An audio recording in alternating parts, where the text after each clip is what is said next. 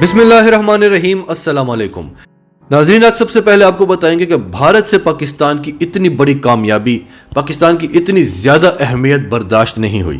اس نے پاکستان میں ہونے والے OIC کے اجلاس کو ناکام بنانے کے لیے کیا کیا اوچھی حرکتیں کی، کس طرح سے اس کو منہ توڑ جواب ملے ہیں، اور پھر اس نے جو OIC کے مقابلے میں سمٹ بلوایا ہے وہ پوری دنیا میں کس طرح سے مذاق بن کے رہ گیا ہے۔ اس حوالے سے آپ کو کچھ خبریں دیں گے، پھر آپ کو بتائیں گے کہ عمران خان کی تقریر نے کس طرح سے مغرب اور امریکہ کی دھجیاں اڑائی ہیں۔ وہ تقریر تو ہم آپ کو پہلے بتا چکے ہیں، لیکن اس کے اثرات کیا ہو رہے ہیں اور امریکہ اب کیا سوچ رہا ہے کہ عمران خان کے خلاف کیا کرنا ہے۔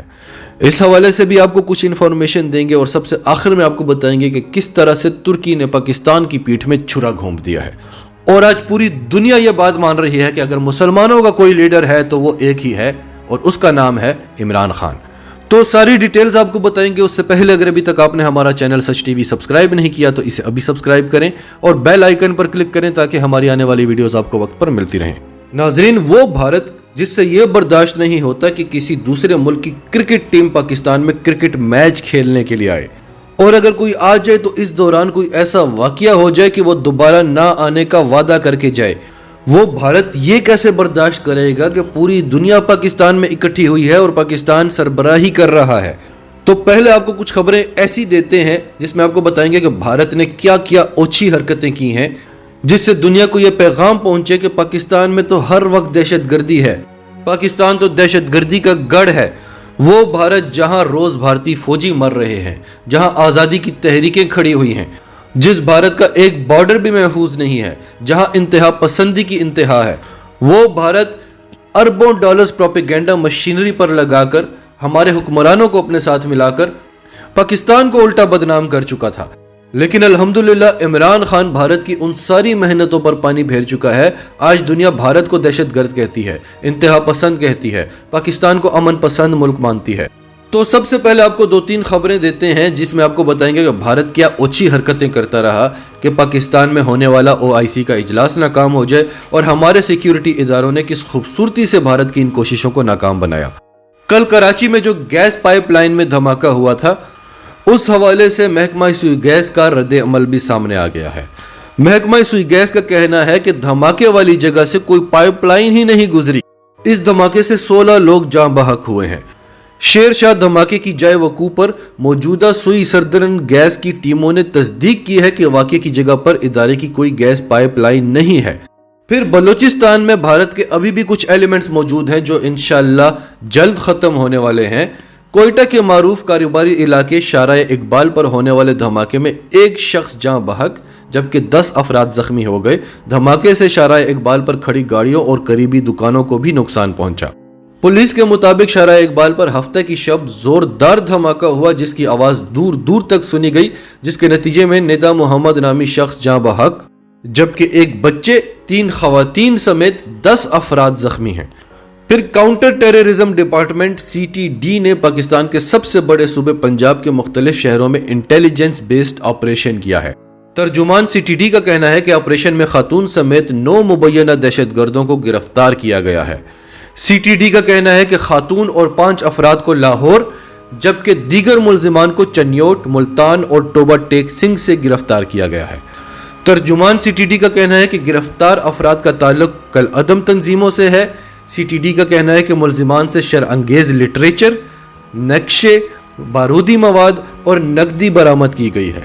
تو الحمدللہ ہمارے خفیہ ادارے، ہمارے سیکیورٹی ادارے ایک کے بعد ایک کر کے دشمن کے تمام کوششوں کو ناکام بناتے رہے۔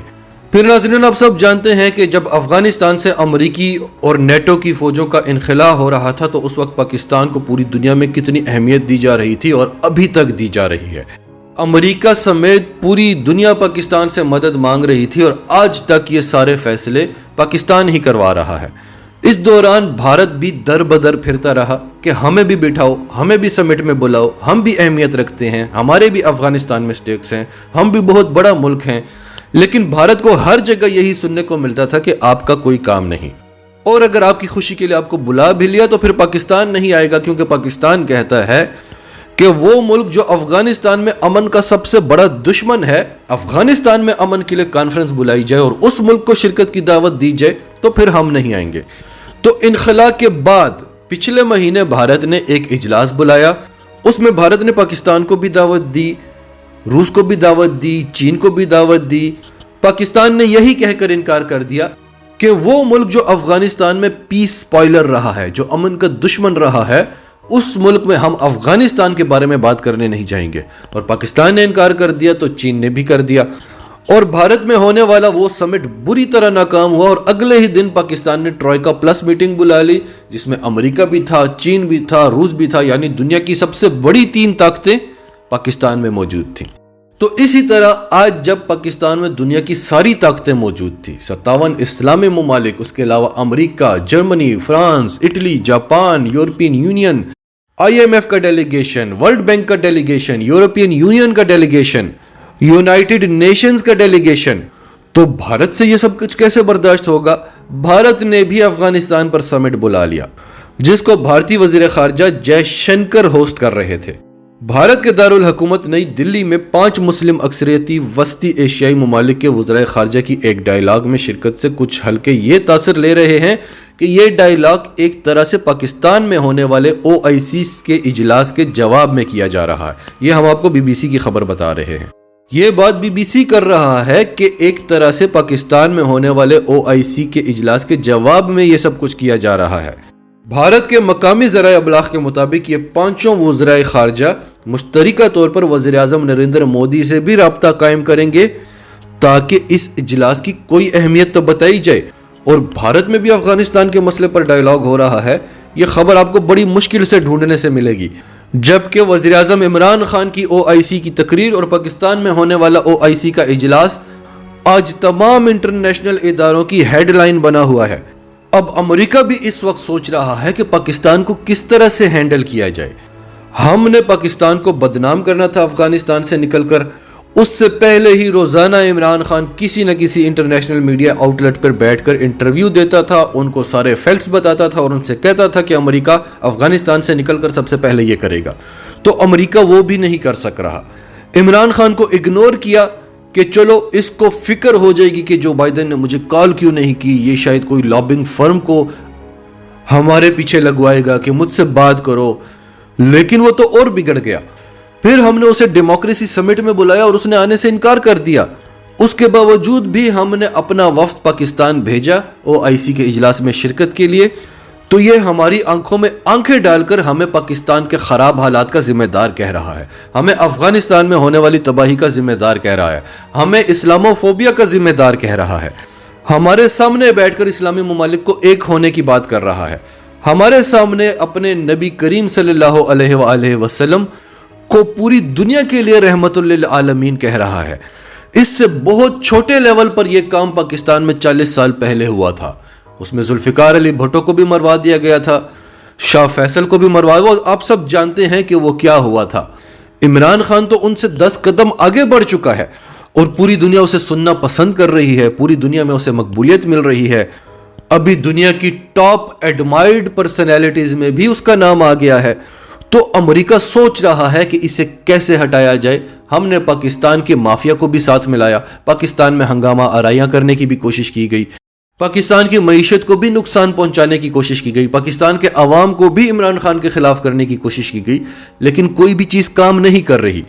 तो अब अमेरिका क्या सोच रहा है, उस हवाले से भी हमारे पास कुछ खबरें हैं, लेकिन हम उन पर पूरी रिसर्च करके कंफर्म करके फिर आपको बताएंगे, क्योंकि ऐसा लीडर आज की तारीख में आपको नहीं मिलेगा। और हिस्ट्री भी आप उठा के देख लें तो बहुत ही कम लीडर्स होंगे ऐसे। आज की तारीख में एक तुर्की का तैयब उर्दगान था, उस पर अमेरिका ने पाबंदियां लगाई, उसकी मईशत को गिराया, तुर्की का लीरा गिरा। तैयब उर्दगान आज घुटनों पे बैठा हुआ है, अमेरिका की भी साइडें ले रहा है, इसराइल के साथ बेहतर ताल्लुकात बनाने की बात भी करता है, और अब वो भारत को ड्रोन्स बेच रहा है। मिडल ईस्ट मॉनिटर की खबर है, Turkey is ready to export unmanned aerial vehicles to India. तुर्की भारत को ड्रोन्स एक्सपोर्ट करने के लिए तैयार बैठा हुआ है। तुर्की के ड्रोन्स को शोहरत मिली है आर्मेनिया अजरबैजान की जंग में, और अगर आप समझदार हैं तो आप समझ गए होंगे कि तुर्की के ड्रोन्स को शोहरत दिलाने में पाकिस्तान का बहुत बड़ा हाथ है।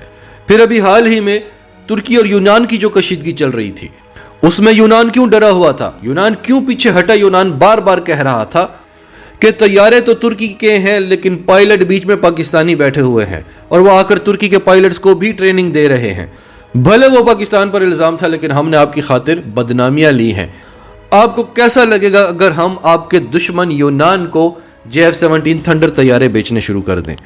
وہ ان کا استعمال کس کے خلاف کرے گا؟ آپ کے خلاف. تو بھارت کو جو آپ ڈرونز دے رہے ہیں وہ اس کا استعمال ہمارے خلاف یا چین کے خلاف کرے گا. لیکن پاکستان کی آزاد خارجہ پالیسی ہے. پاکستان کسی کو کچھ بھی نہیں کہتا. پاکستان کہتا ہے نہ ہمیں کوئی ڈکٹیٹ کرے گا نہ ہم آپ کو ڈکٹیٹ کریں گے. جہاں سے آپ کو فائدہ ملتا ہے لے لو.